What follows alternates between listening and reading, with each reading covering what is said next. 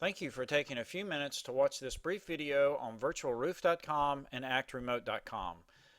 If you'd like more detailed information on how our service works, you can go to YouTube and search for virtualroof.com and you should see a three-part series.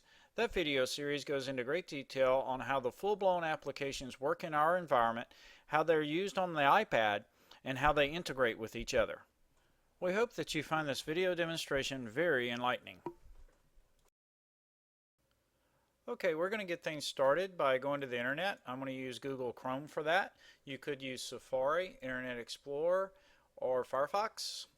And I'm going to go to our login page, which is cpaasp.com/login_frames.htm, or you could just go to cpaasp.com and go to the login link at the top of the page.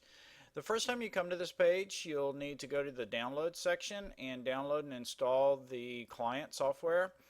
It's much like installing an ActiveX control or GoToMeeting the very first time you use GoToMeeting. There's various links here. The first one is for Windows PCs, the second one is for Macs, and the third one's for Linux. And if you want to log in using an iPad, you can go to the support button on the navigation bar and go over to the iPad connector, and you'll get instructions for logging in from an iPad. It does require that you download and install the vWorkspace connector, which is found in the App Store. It's a free app that you can go in there and install. Okay, back to the login page. And once you've downloaded and installed the client software, then you can go back to the login screen and type in your username and password. We have 4 demo accounts: act_1, act_2, _3, and _4.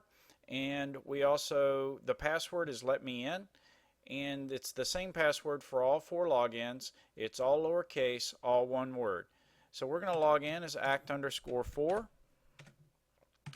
and type in the password, let me in, and we get a portal page. And so I'm going to click on the Act 2010 desktop. This would be the same portal page you get from any of those devices, including the iPad. And it's launching a Windows 2003 server and a virtual desktop in a Windows environment.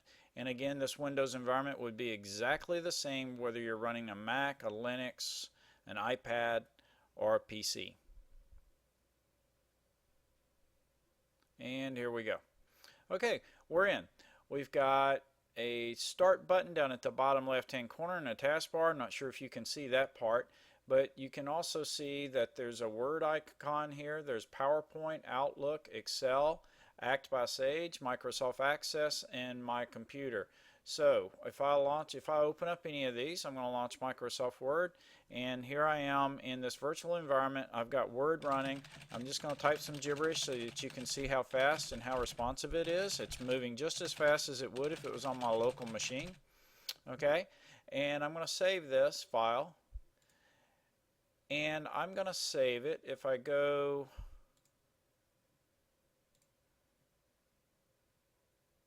click my drop down, I can save it. I've got multiple drives I can save it to. H, K, L, and S are all drives on the server. So I'm going to select the K drive, and we'll just let this gibberish save just like it is. So I'm going to hit save, and it's on the K drive. Now that file, since it's on my K drive, anyone in my company can see that file that needs to see it. I could have put it in a secure folder where only I could see it, or I could have put it in a folder that had limited permission to where only certain folks within the company could see it. I chose to put it directly on the K. You could put it in any folder in the K. You can set up the folders just any way you want. I'm going to minimize this. We'll open up Excel. And again, it's the full-blown desktop version of Excel in this virtual environment. So we'll go ahead and close that, and we'll open up Act, and this is Act Premium. This happens to be version 2010. We also host version 2011, and we also host the older versions going all the way back to Act 2000. We've been hosting Act in this environment for over 8 years. And you're going to see some differences here between this version and Act for Web. First of all, again, it's a full-blown version, so anything that you can do from your desktop with Act, you can do in this environment. And I'll demonstrate that by going to the Tools pull-down menu and Define Fields. You cannot go to Define Fields using Act for Web, but you can in here, meaning that I can change the names of fields, I can add fields, I can change security settings on fields. So this field, someone came in and locked that field. And that's one of the features of Act Premium, is that you can set field level security on a per user basis so that users can see fields or not see fields, or edit fields or not edit fields, and those types of things. You cannot do that in Act for Web, but you can in this version. As a matter of fact, some folks that logged into the demo did that. They changed the name of this field to Intel. They changed the name of this field to First Purchase. They even modified the layout a little bit, and they didn't do a great job because they stuck this label over those two fields. But at any rate, the point is that you can customize it. As a matter of fact, I'm going to switch over to my own personal server login, and you'll see a customized version of our database. So I do that by moving my mouse to the top. I get the yellow bar that comes down. I click Minimize, and I'm going to bring up our system. Now this is my desktop, and as you can see, we have QuickBooks on this desktop. We host over 320 different software programs, and it's always the full-blown desktop versions of those applications. So in here, I'm going to switch over to Act, and you'll be able to see there's a customized version of Act. We didn't customize it a lot, but we added our logo at the top left.